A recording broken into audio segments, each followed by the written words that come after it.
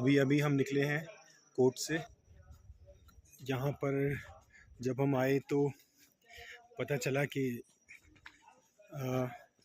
धाराएं लगी हुई हैं और स्टेट वर्सेस हो रखा है केस, यानी कि जो राज्य सरकार है वो मेरे ख़िलाफ़ लड़ रही है और उन्होंने धर्म वर्म का कुछ ऐसा डाल दिया कि ये खतरा है, धर्म को खतरा है और इस तरह की चीज़ें जो है हो रही हैं। तो अभी आए हम कोर्ट से बाहर आए हैं, वकील से मिले तो घूमना दौड़ भाग तो हुई मगर ऐसे कोई दिक्कत हुई नहीं। परमेश्वर की दया से एक व्यक्ति हमें मिल गया, मेरे जान पहचान का था और उस व्यक्ति से कब से मिलना चाह रहा था मैं, वो आज जाके मिला और कोर्ट के दरवाजे पे मिला जाके। तो उसके साथ भी मिलेंगे। और उस सबसे अचरज की बात यह है कि उस व्यक्ति ने मिलते ही एक बात बोली कि भैया मैं यीशु मसीह को ग्रहण करना चाहता हूँ और मैं यीशु मसीह पर विश्वास करना चाहता हूँ, मेरी मदद करो, मुझे बताओ मुझे क्या करना है। तो ये अद्भुत बात हुई, बहुत अच्छा रहा एक्सपीरियंस। और परमेश्वर की दया से ये सारी चीज़ें होती रहती हैं और हम इसकी परवाह नहीं करते, डरते नहीं हैं। कोई भी बात हो, कोई भी काम हो, हर बात में परमेश्वर के नाम को महिमा मिले।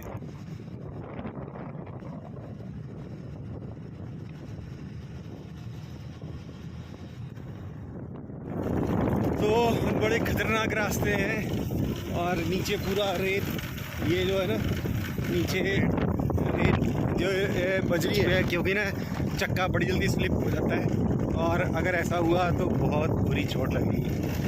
लेकिन ये रास्ते देखो, मैं दिखाता हूँ कैसे, रास्ता देखो कैसा जंगल।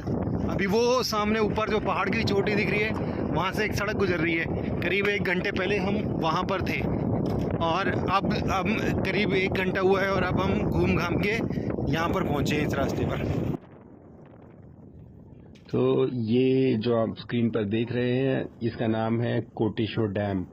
तो बहुत खूबसूरत नज़ारा है। परमेश्वर का धन्यवाद कि हम इस नज़ारे को देख रहे हैं।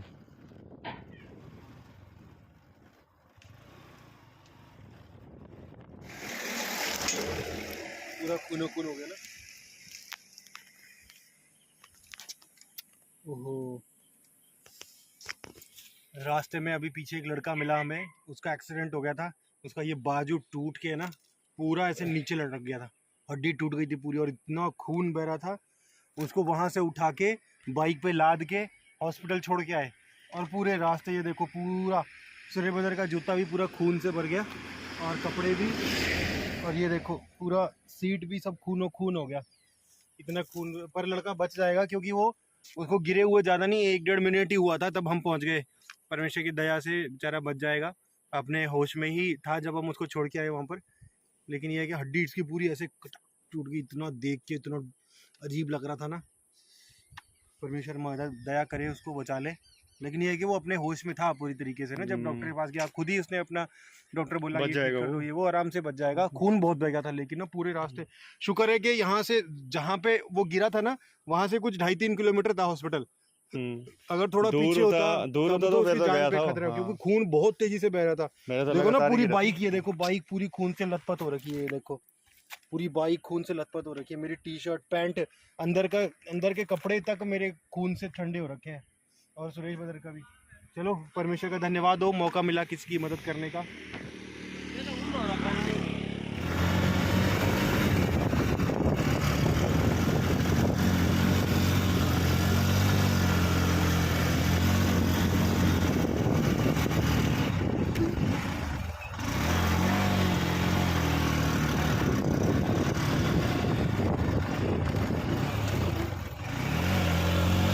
खतरनाक रास्ता।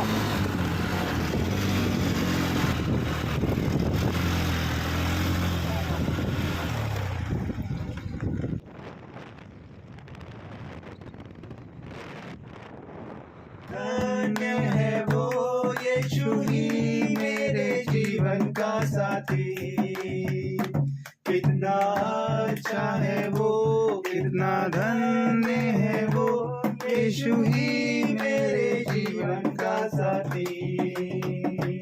मेरी जरूरतों को पूरा करता है वो, कोई घटी नहीं मुझको। परमेश्वर परमेश्वर ने जगत से ऐसा प्रेम रखा कि अपना एक लौता पुत्र दे दिया, ताकि जो कोई उस पर विश्वास करे वो नष्ट ना हो परंतु अनंत जीवन पाए। ठीक है, क्या लिखा है? परमेश्वर ने जगत से ऐसा प्रेम रखा कि उसने अपना एक लौता पुत्र दे दिया। कौन? एक लौता पुत्र दे दिया, ताकि जो कोई उस पर विश्वास करे, क्या करे?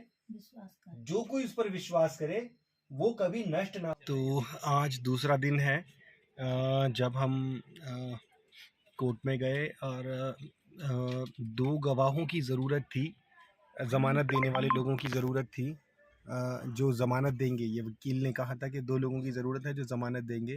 उनमें से एक तो सुरेश ब्रदर ही थे, क्योंकि उनके पास आरसी होना ज़रूरी थी। तो एक तो सुरेश ब्रदर ही थे, सुरेश ब्रदर ने तो कर ही देना था। तो दूसरा व्यक्ति नहीं मिल रहा था हमें जिसके पास वैलिड आरसी हो। और फिर रविंदर ब्रदर जो है दिल्ली में रहते हैं, पूनम सिस्टर के हस्बैंड, तो उनको बोला और उन्होंने एक ही बार बोला मैंने, वो तुरंत वहाँ से बैठे गाड़ी में और अगली सुबह यानी आज सुबह वो यहाँ पर पहुँच गए गवाही ये देने के लिए, ज़मानत देने के लिए। तो अब जब ये दोनों आ गए, फिर आज पूरी रात ट्रैवल करके रविंदर ब्रदर सुबह पहुँचे यहाँ पर, तो उन्हें बज गए 9:30-10 बज गए। और वहाँ से जो है 3.5-4 घंटे का रास्ता है कोर्ट का, जहाँ पर हम रह रहे हैं वहाँ से। और हमें वहाँ से चल के यहाँ आते आते हमें 2-2:30 बज गए। और उसके बाद जब हम यहाँ पर आए वकील के पास, तो उसने फ़ाइल सबमिट करी अंदर, और उसके बाद उसने बोला कि आप लेट हो गए, आज नहीं कल नंबर आएगा। तो अब हम जा रहे हैं वापस, और हम यहाँ पर नई टीरी में आए हुए हैं। ये देखो ऐसी मार्केट है, यहाँ पर ऐसी मार्केट है, और यहाँ पर हम रुके हुए हैं अभी। और अब हमने सोचा कि यहाँ दोबारा वापस 3.5 घंटे का ट्रैवल करने से अच्छा है कि करीब आधे रास्ते पर, मतलब मिड पॉइंट पे मेरी बहन रहती है, उसका घर है, तो उनकी घर में हम जाएंगे, वहाँ पर स्टे करेंगे, ताकि हमें ना लंबा ट्रैवल फिर से ना करना पड़े। और कल सुबह हम वहीं से फिर वापस से यहाँ पर नई टीरी में आएंगे। उसके बाद ज़मानत के लिए जज के सामने जाएंगे और फिर ज़मानत होगी। तो ये अब है, आगे का मैं आपको अपडेट बताऊंगा। कल के मुकाबले एक अच्छा रास्ता मिला। इस रास्ते पे उबड़ खाबड़ कम है, गाड़ी में म्यूज़िक चल रहा है। ओहो कच्चे रास्ते। यीशु मसीह पर विश्वास करा, और यीशु मसीह कल फिर हम विश्वास करा, आएंगे नई टीरी। हमारी गाड़ी में हम अक्सर कोई रास्ते में मिलता है, हम उनको लिफ्ट देते हैं, क्योंकि बाइबल हमें ऐसा सिखाती है। बाइबल हमें यही सिखाती है कि परमेश्वर उससे पहले का- दूसरों का सोचो। परमेश्वर का वचन हमें सिखाता है कि सबकी मदद करो। और कोई तुम्हारे साथ एक कोस चलने को बोले, उसके साथ एक नहीं बल्कि 2 कोस चलो। इसलिए हम परमेश्वर के वचन पर चलते हैं और जहाँ तक हो सके भलाई करने की कोशिश करते हैं। हालेलुया। पीछे जाना पड़ेगा, आगे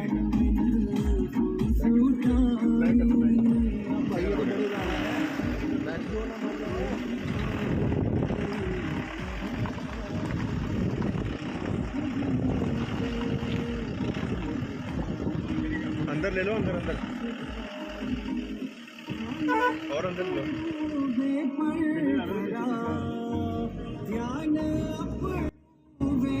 और अंदर ले लो।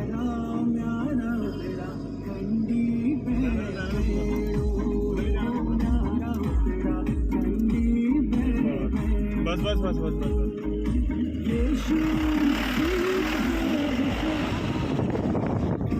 यीशु मसीह पर विश्वास करा, म्यारा उतरा खंडी भेड़ो, म्यारा उतरा खंडी भेड़ो। कोर्ट के बाहर बैठे हैं हम, बारी आने का इंतज़ार कर रहे हैं। इसके बाद जज के सामने जाएंगे। और ज़मानत अब हो चुकी है और हम वापस जाने की तैयारी में हैं।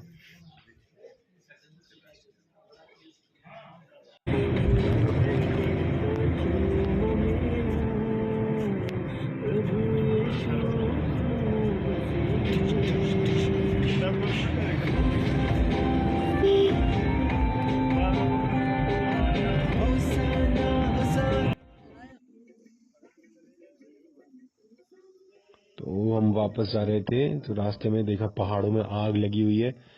छोटी सी चिंगारी कोई लगाता है, कोई बीड़ी वगैरह पी के फेंक देता है जंगल में।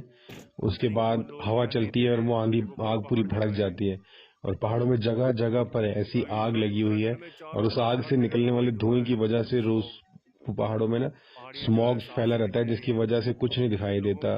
जैसे धुंध होती है ना, वैसे ही पहाड़ों में भी फैला हुआ है। तो ये बारिश के आने के बाद ही हटेगा, तब तक ऐसे ही रहेगा और ये आग जलती रहेगी।